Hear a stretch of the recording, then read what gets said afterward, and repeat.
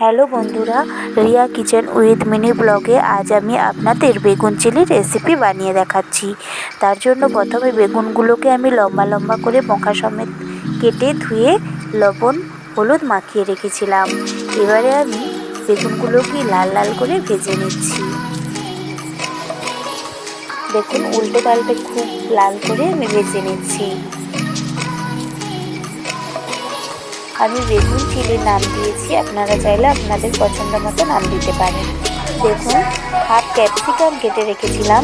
Half ক্যাপসিকামকে আমি লবণ দিয়ে খুব ভালো করে ওই বেগুনের সাথে ভেজে নিচ্ছি। কিছুটা সময় ধরে আমি ভেজে নিচ্ছি। ক্যাপসিকাম সেদ্ধ হতে দেরি হয়, তার জন্য একটুখানি সময় নিয়ে আমি ভেজে নিচ্ছি। বেগুনগুলো ভাজা হয়ে গেছে, আমি তুলে নিয়েছি। এবার ক্যাপসিকামগুলো ভাজা হয়ে গেছে, তুলে নিচ্ছি। এখানে কিছু আমি মশলা অ্যাড করে দিয়েছি, যেমন আদা রসুন বাটা আর পেঁয়াজ বাটা দিয়ে খুব ভালোভাবে তেলে কষিয়ে নিচ্ছি।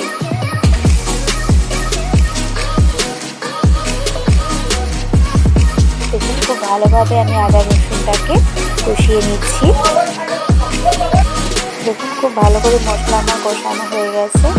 আমি এবার দিয়ে দিচ্ছি দুটো কাঁচা লঙ্কা, দিয়ে আবারও ভালো করে কষিয়ে নিচ্ছি।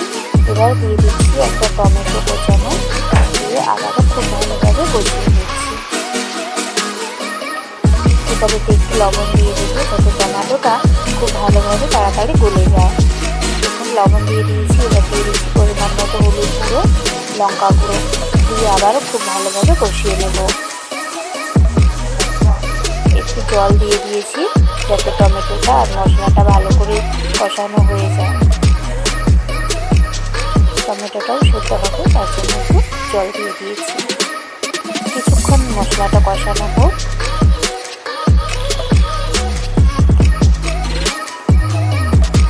দেখুন, সবই মশলা কষানোর সময় আমি দিয়ে দিলাম একটা তেজপাতা। আপনারা চাইলে ফোড়নেও তেলে দিতে পারেন, আমি মশলা কষানো হয়ে যেতে দিয়েছি। দেখুন, মশলাটা আমার কষানো হয়ে গেছে। টমেটোগুলোকে আমি খুব ভালোভাবে খুন্তি দিয়ে গলিয়ে নিচ্ছি।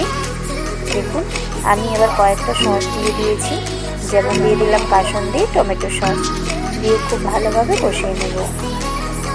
আপনারা চাইলে চিলি সস দিতে পারেন, আমার কাছে চিলি সস ছিল না, তাই আমি টমেটো সস দিয়েছি আর কাসুন্দি।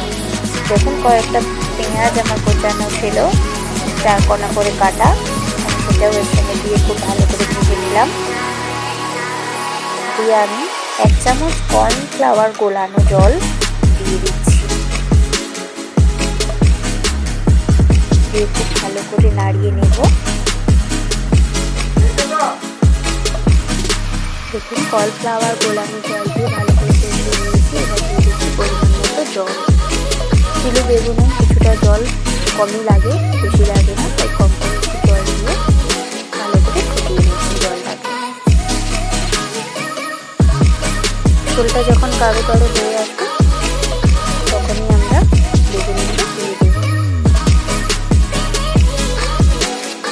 দেখুন, ঝোলটা গাঢ় গাঢ় হয়ে এসেছে। এবার আমি দিয়ে দিচ্ছি ভেজে রাখা বেগুনগুলো। দেখুন, সব কটা বেগুন আমি দিয়ে দিচ্ছি।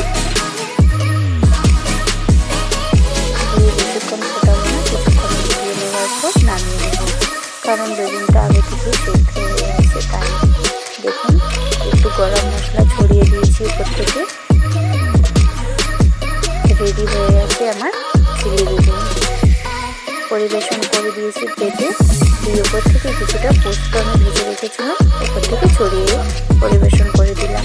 রেসিপিটা ভালো লাগলে কমেন্ট বক্সে অবশ্যই জানাবেন, আর চ্যানেলটা সাবস্ক্রাইব করে না থাকলে অবশ্যই চ্যানেলটা সাবস্ক্রাইব করে দেবেন নতুন নতুন রেসিপি পাওয়ার জন্য।